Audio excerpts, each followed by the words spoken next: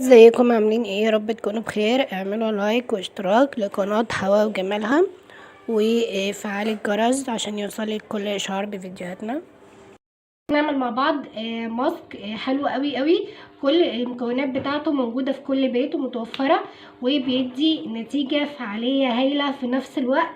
طبعا مع الاستمرارية هيفرق معاكي كتير جدا.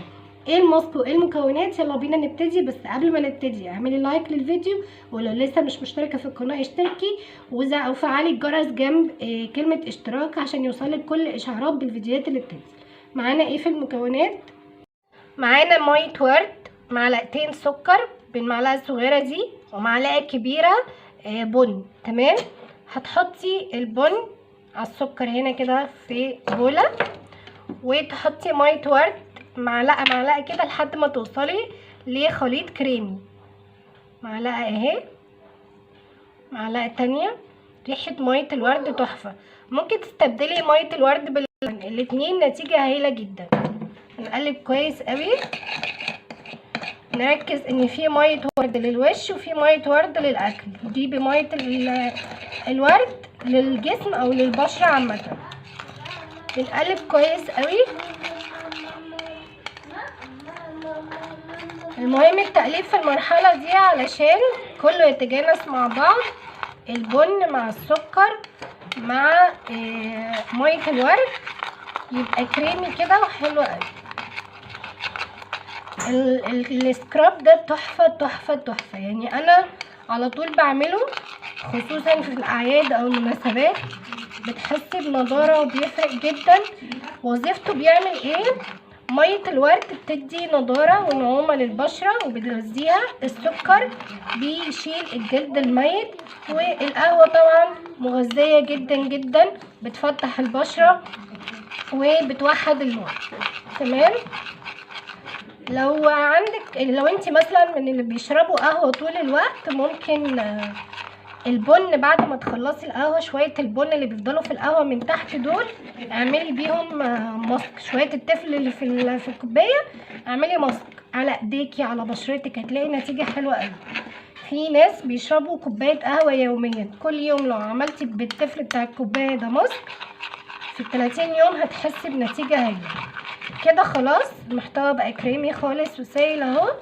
نبتدي بقى نعمل بيه ماسك.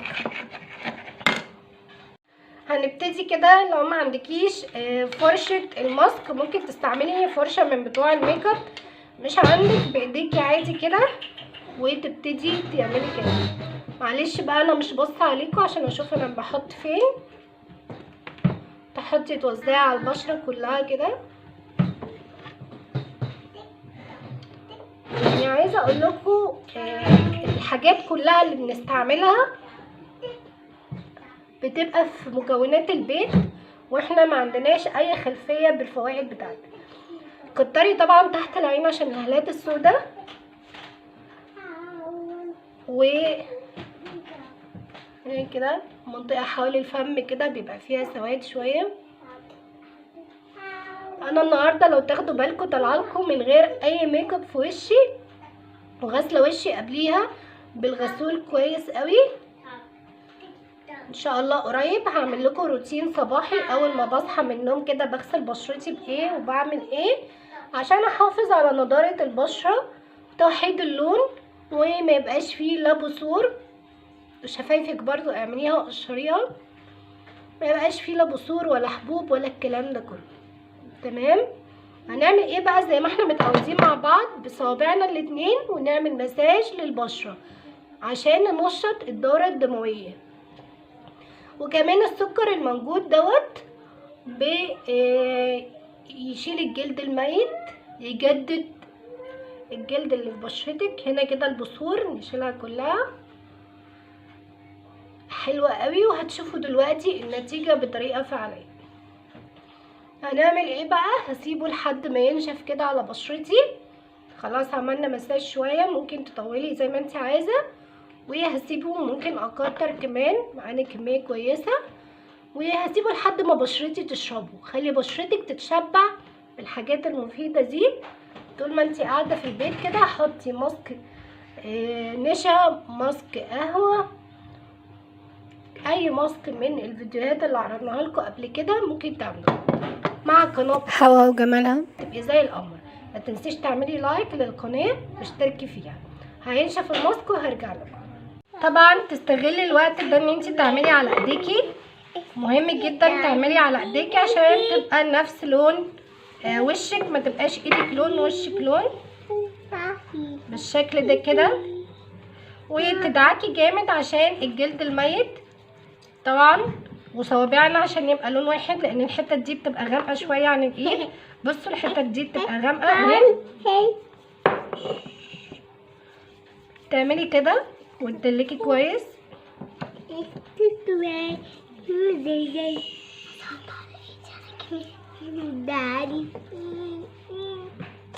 بصوا كده، يعني مش يعني بتهيألي عدى ربع ساعه او تلت ساعه. بصوا ناشف خالص، حاسه ان هو شادد. بصوا كده، يعني مش يعني بتهيألي عدى ربع ساعه او تلت ساعه. بصوا ناشف خالص، حاسه ان هو شادد بشرتي قوي. كل ما تسيبيه هينشف اكتر، بس خلاص ما بقاش حتى يمسك في ايدي فنشف. هغسل وشي وهرجع لكم. في خطوه مهمه جدا قبل غسيل الوش ممكن تعمليها، وهي الجهاز بتاع تنظيف البشره. الجهاز دوت لو متاح عندك ماشي، مش متاح خلاص مش مشكله. بيبقى فيه الشكل ده باين قوي اهو، شكل الصنفره. بتستعمليه هوريهولكوا دلوقتي قبل ما تغسلي وشك. هو سرعتين، سرعه عاليه قوي وسرعه عاديه. تمام. ليه بقى؟ علشان زي صنفره كده بيشيل طبقه الجلد الميته كلها. بصوا بيعمل ايه.